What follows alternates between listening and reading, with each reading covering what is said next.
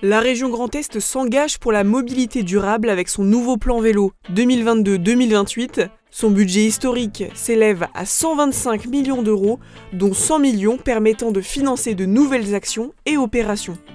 Ce plan s'articule autour de 8 thématiques bien précises: la sensibilisation, le tourisme, le lycée, le sport, l'économie, les infrastructures, l'intermodalité et l'accompagnement. Elles comprennent 31 mesures comme le développement du cyclotourisme, la relocalisation de la production de pièces détachées pour vélos ou encore l'implantation d'un système de location de vélos dans les gares. Vous l'aurez compris, la région Grand Est souhaite encourager massivement la mobilité cyclable qui risque de tous nous remettre en selle d'ici peu.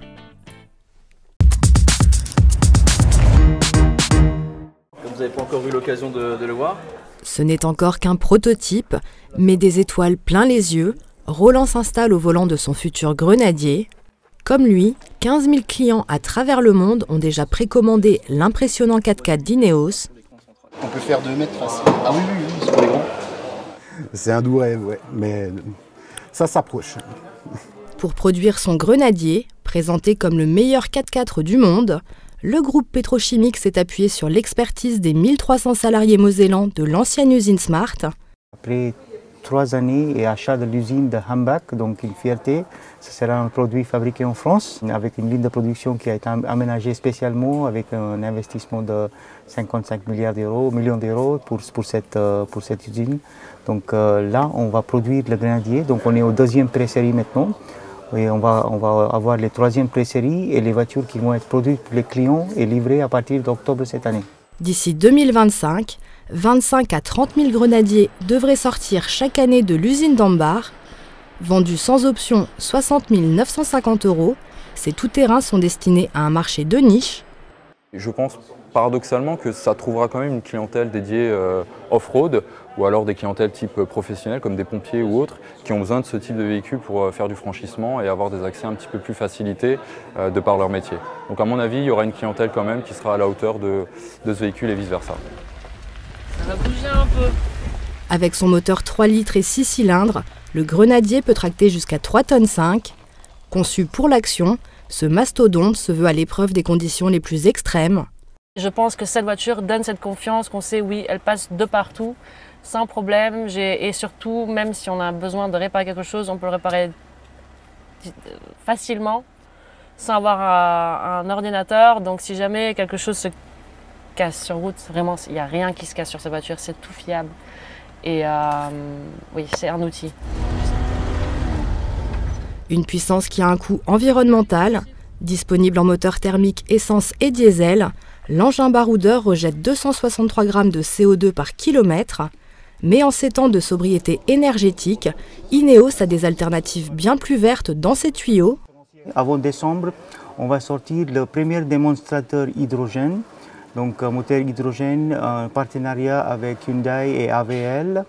Et nous avons le premier démonstrateur qui va sortir cette année hydrogène. Et à terme, le grenadier sera hydrogène. Nous avons aussi annoncé un projet sur une voiture mini électrique, donc un mini grenadier en version électrique. De quoi passer le cap de 2035 et l'interdiction des voitures thermiques. Ambar est la seule usine du groupe, mais pour l'heure, Ineos se refuse à confirmer que ces véhicules zéro émission seront produits ici en Moselle.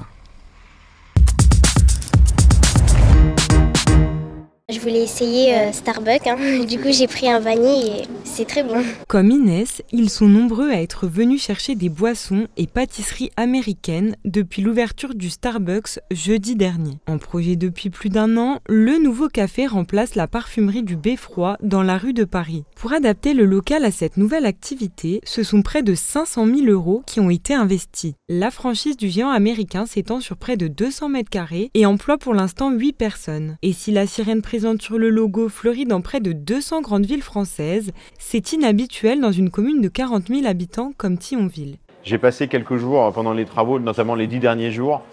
Les jours en plus où il avait fait très chaud, il n'y avait pas grand monde dans la rue et c'est vrai que je me suis même là à ce moment-là posé la question en me disant mais qu'est-ce qu'on vient faire là? Et en fait on a ouvert jeudi et paf, c'est formidable, les gens passent dans la rue, rentrent. On a fait quand même une étude de marché qui nous a conforté dans notre choix.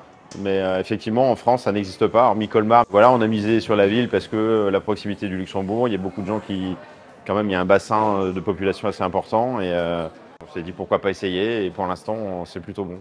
Le café qui a la cote chez les Instagrammeurs pourrait bien devenir la locomotive de la rue de Paris que l'adjoint au commerce de Thionville souhaite redynamiser. Nous cherchons bien évidemment à diversifier les différents services et produits proposés à nos clients et il nous semble effectivement que Starbucks, qui est une enseigne qui se destine plutôt aux jeunes, il nous semble que cette enseigne a toute sa place dans le centre-ville de Thionville. À notre sens, Starbucks ne fera pas d'ombre aux autres commerces. Nous souhaitons proposer une offre diversifiée. Plus il y aura de services et de produits différents à disposition des Thionvillois et visiteurs, et plus grande sera la fréquentation du centre-ville. Entre l'ouverture du Starbucks et l'installation récente de la Poste, d'une librairie et d'une boulangerie, l'artère du centre-ville thionvillois pourrait encore avoir de beaux jours devant elle. Le festival du film arabe de Famek fera son retour du 6 au 16 octobre prochain. Et pour cette 33e édition, c'est l'Algérie qui sera le pays invité d'honneur. Pour l'occasion, la cinéaste Mounia Medour viendra présider le jury des longs métrages. Elle est franco-algérienne et a réalisé plusieurs documentaires et longs métrages, comme Papicha en 2019, sélectionné au Festival de Cannes, puis primé au César dans la catégorie Meilleur premier film. Pour les passionnés de cinéma, patience, la liste des 110 projections et le programme de ce rendez-vous culturel seront dévoilés le 20 septembre prochain.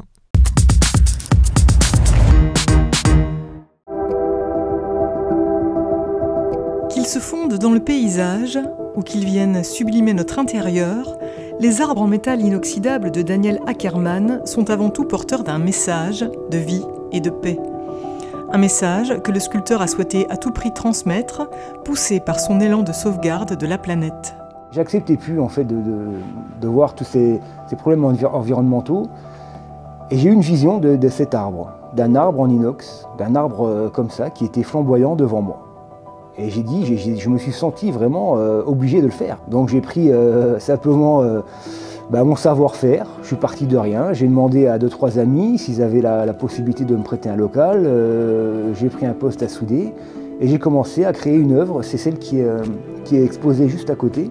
Une première œuvre qui séduit le public et qui le conduit à poursuivre sur cette voie.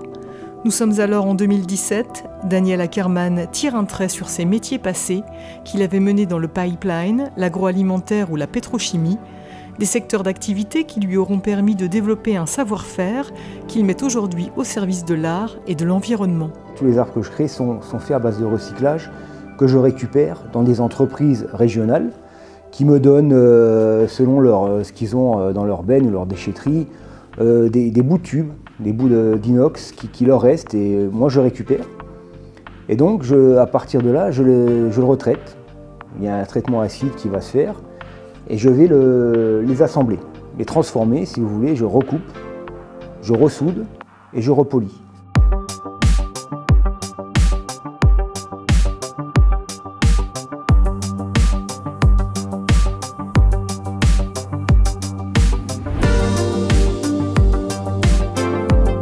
Et là, vous voyez déjà que ça commence à avoir une surface très argentée, qui brille beaucoup. Donc je vais utiliser différentes bandes, différents grains, pour à la fin, avec une bande coton, pouvoir vraiment avoir un effet miroir. C'est un gros travail, ça prend du temps, ça prend de l'énergie, mais le résultat, il fait qu'après, l'inox est protégé, donc il ne rouille plus.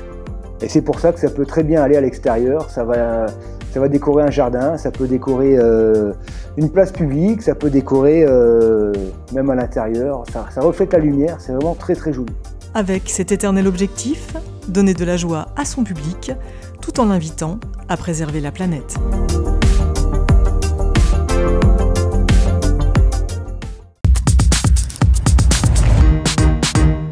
Entraîné la saison dernière par Nicolas Copin, le tennisman Hugo Humbert sera désormais suivi par Jérémy Chardy. Durant Wimbledon, le 152e mondial était accompagné par Thierry Assion, mais aucun entraîneur officiel en vue dans le box. Récemment blessé puis opéré du genou, c'est finalement l'ex-25e mondial Jérémy Chardy qui s'installera au bord du court de tennis, au moins jusqu'en 2023.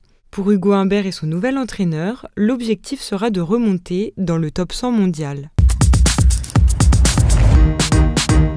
Ça, on l'aura pas, M6 papillon dans le Sagittaire. Une mise en place millimétrée pour la nuit des étoiles. Ce week-end, le moulin d'Eschviller à Volminster était paré d'une dizaine de télescopes de 3 associations de Moselle-Est, Sirius, Polaris et Longevue. À la nuit tombée et face à un ciel bien dégagé, le public a pu observer les astres et les constellations. On a tous levé un jour la tête et on s'est tous demandé un jour pourquoi est-ce que la Lune est restée accrochée comme ça dans le ciel, comment est-ce qu'on peut voir ces différentes planètes, comment est-ce qu'avec les réseaux sociaux, toutes ces belles images, par exemple du télescope James Webb, qui sont en train d'inonder la toile, on a tous envie de regarder ce genre de choses. Bien sûr, on n'arrivera pas à observer d'aussi belles images, mais ça fait venir du public, ça fait déplacer le public et on en profite pour leur expliquer des choses compliqué, mais de manière assez simple. Les passionnés étaient donc présents pour aider les visiteurs à se repérer face au ciel, comme Jean-François, venu par curiosité, et pour découvrir les étoiles d'un peu plus près grâce au matériel mis à disposition. J'ai des souvenirs petits, on était avec les parents et les tontons justement sur les hauteurs dans les pays de beach, là, justement, pour voir les étoiles. Et se dire qu'il y a des passionnés qui permettent de vulgariser le domaine, de pouvoir justement parler avec passion de leurs étoiles, c'est vraiment extrêmement intéressant, enrichissant, surtout pour les gamins. C'est vrai que c'est un vrai plus. En parallèle de l'observation, d'autres animations étaient proposées, notamment des contes, toujours sur le thème de l'astronomie. Il organise une belle fête. L'association Sirius de Hambar proposera quant à elle d'autres rendez-vous pour l'exploration du ciel, le 19 août à Sarralbe et le 20 août à Rimelin.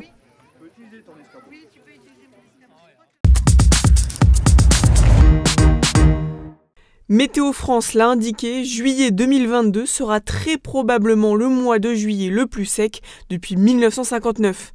En moyenne, il est tombé 8 mm de précipitations du 1er au 25 juillet, un déficit énorme de précipitations. En juillet 2020, Météo France avait enregistré 16 mm de pluie cumulée. Le niveau de sécheresse des sols est historique depuis le 17 juillet. Avec le très fort manque de pluie, les sols superficiels sont dans des conditions extrêmes, des arbres perdent même leurs feuilles.